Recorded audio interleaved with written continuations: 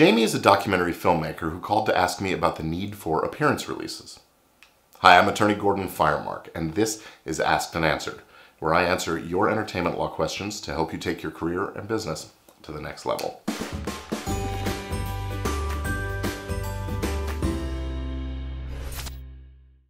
So, Jamie does documentaries, and that being the case, most of what she's producing will likely fall under the category of newsworthy. And she stated her belief that she doesn't really need to get releases from the people she shoots. And she's right, but she should still get them.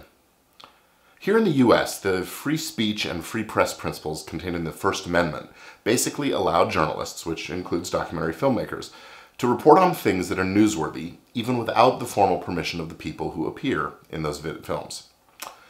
But when I advise filmmakers, whether they're shooting documentaries or more commercially oriented stuff, I tell them that they should always get an appearance release signed by people who appear in the piece, and here's why.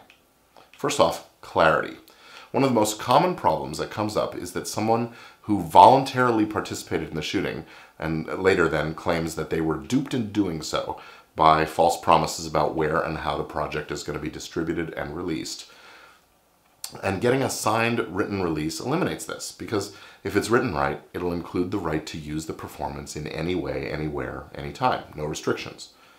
After all, it'd be pretty hard for the person, after signing something that says all media, all territories in perpetuity, to claim they weren't aware that that was how things would be used. Secondly, getting a release eliminates legal costs later on. Now let's face it, anyone can sue anyone over anything at any time, and defending against lawsuits is expensive. Well, it's actually very expensive.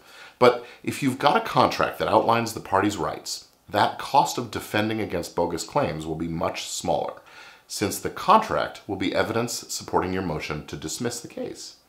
And if the release is written right, those costs and expenses can probably even be shifted over to the other side. Third, exhibitors want releases because they want to benefit from the reduced exposure and expense that we've just discussed. Studios, networks, and others who will show your film will make it a practice to ask for releases, at least from the key participants. And it's always harder and more expensive to get releases after you've finished shooting and there's money deal being offered. So best thing is just to get it done while you're shooting. Fourth, insurance coverage is a lot easier to obtain. I've never met a distributor that didn't require, or at least have a strong preference, that the producer provide E&O insurance.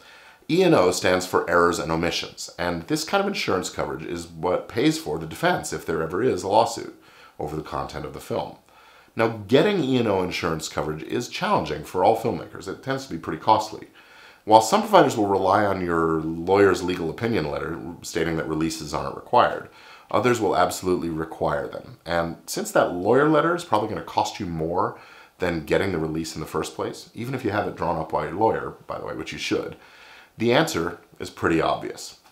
So my recommendation is that if it's at all possible, you should have a signed written release from every participant in your film. If you can see them and make out who they are, get a release.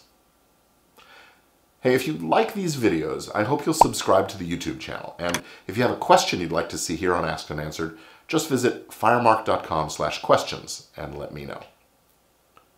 See you next time.